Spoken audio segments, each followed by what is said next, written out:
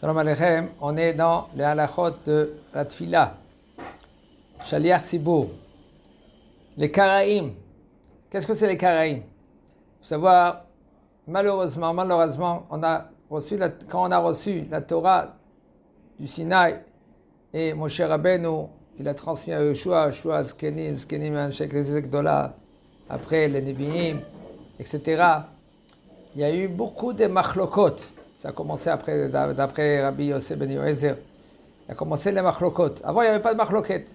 Ils avaient perdu beaucoup de halachot. Avant, il n'y avait pas de machloket. Machloket, ça veut dire des discussions entre les chachamim. Lui, il a dit comme ça, l'autre, il a dit comme ça.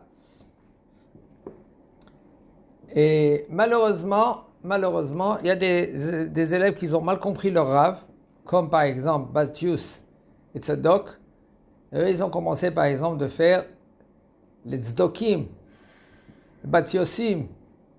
Et eux, ils ont dit, on accepte ça, on n'accepte pas ça. La Torah chez Bechtav, rien que la Torah qu'elle est écrite, on accepte. Comme par exemple, les Karaïm. Il faut savoir que avant les batiosim et les tzdokim, eux aussi, ils acceptaient rien que la Torah est écrite, mais pas la Torah qu'elle a été transmise par les Chachamim. Même que la Torah orale, elle a été transmise aussi dans le mont Sinaï. Moshe Kibet Torah mi Sinaï, Umsara le Yeshua. Dans la Torah, quand c'est écrit aussi que Moshe Rabbeinu, lui, il a préservé Chukotai, Torotai et Mitzvotai. Comme ça, c'est écrit, Rachid dit sur place, Torah Shebichtav et Torah Shebe'alpeh. Et comme les Batsiosim et les Tzdokim, ils disaient, suite à Antigonos Sucho, il a dit, il faut servir le Rav, pas pour recevoir un salaire. Et là, il faut servir le Rav, okay? Pas pour recevoir le salaire. Ça veut dire quoi? Fais, et tu ne reçois pas le salaire. Qu'est-ce qu'ils ont compris? Ils ont compris, les élèves, attends, c'est possible qu'ils n'ont pas posé la question à leur Rav.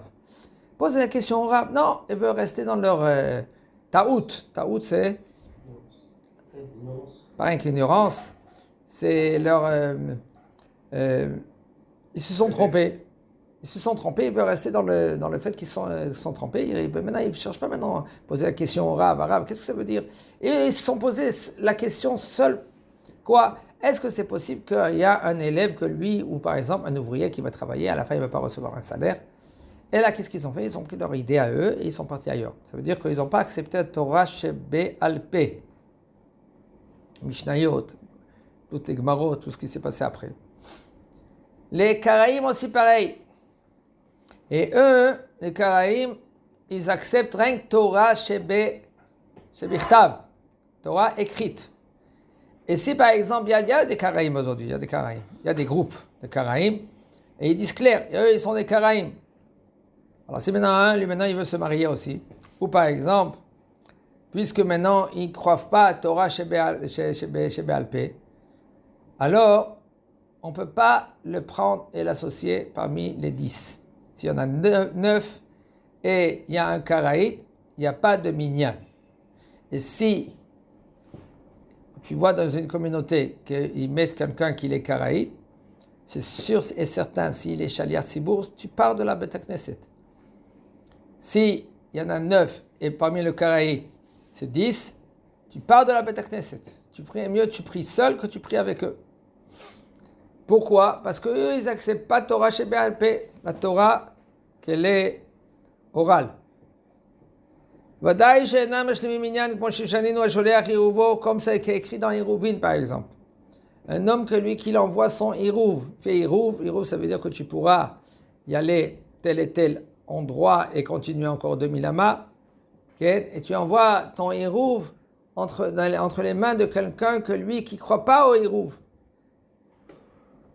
Eh bien, ce Hérouv, il ne marche pas. Pourquoi lui, il ne croit pas? Puisqu'il ne croit pas maintenant, ton Hérouv que tu as envoyé avec lui, ça ne marche pas. Ainsi aussi, tu ne peux pas compléter un minyan avec quelqu'un que lui, qui est Karaït. Il ne croit pas maintenant à Torah Shebe'alpeh. Et Torah Shebe'alpeh, elle nous dit qu'on doit avoir 10 d'avoir chez Bekdusha.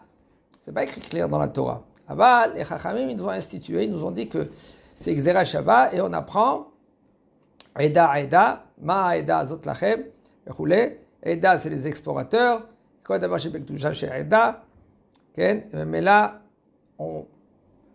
c'est 10. Kod Davar Shebekdusha, toutes sortes de Gdusha, il faut avoir 10 personnes. Et puisque c'est les Chachamim qui ont institué, ils nous ont dit, parce que c'est Torah, ils nous disent, parce que c'est Eda, Xera Shava, quand même, et eux, ils ne croient pas à Torah Shebalpé, mais là, ils ne croient pas à cela, et ils ne peuvent pas être parmi les 10. Qu'est-ce qu'ils font? Malheureusement, ils inventent beaucoup des halachot. Ils inventent leur halachot. D'après eux, des fois, Kippour, ce n'est pas le jour de notre Kippour à nous. Eux, ils font Kippour aussi, comme c'est écrit dans la Torah. Comment c'est écrit dans la Torah?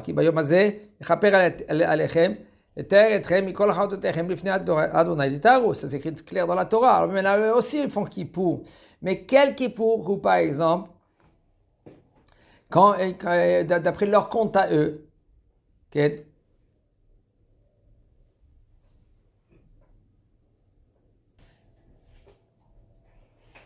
d'après leur compte à eux, il y a un problème. Pourquoi? Regardez. C'est écrit dans la Torah, Mimachorat Shabbat, après le Shabbat, vous allez compter. Qu'est-ce qu'on va compter? Le Homer. Ayom Echad le Homer, Ayom Shnaim le Homer, Ayom Shavua le Homer Shem Shiva Yamim, et Shavua Echad. Eux, ils comptent le lendemain du Shabbat. Quel Shabbat qu'on parle? On parle le Shabbat Bereshit. Mais nous, on ne compte pas comme ça. La Gemara, elle dit, quand est-ce qu'on doit compter? Mimacharat Shabbat, on parle de quel Shabbat? C'est Yom Tov. Même Yom Tov, ça s'appelle Shabbaton. Yom Tov. Mais là, nous, on commence à compter le Homer. Et etc. Beaucoup de changements. Il y a des psukim que ça commence même pas, que comment eux, ils expliquent.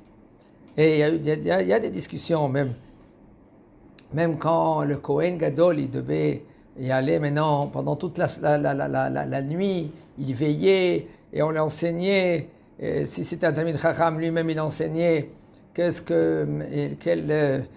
caparotes qu'il emmenait pendant ce jour-là, cette nuit-là, pas la nuit, les kavanas, ce jour-là, tout cela, il apprenait la nuit, et si c'est lui, il n'était pas Talmid Chacham.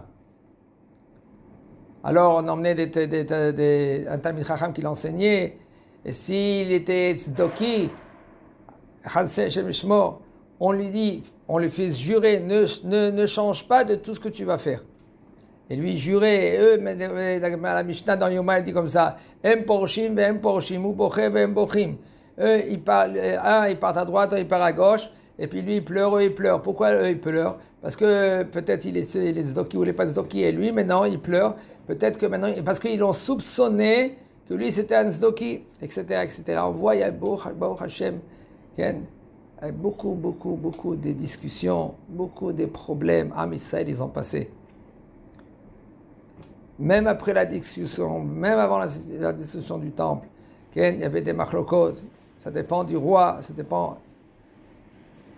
Shem Yirahem Alam Israël, Bezrat Hashem, Chazak Baruch.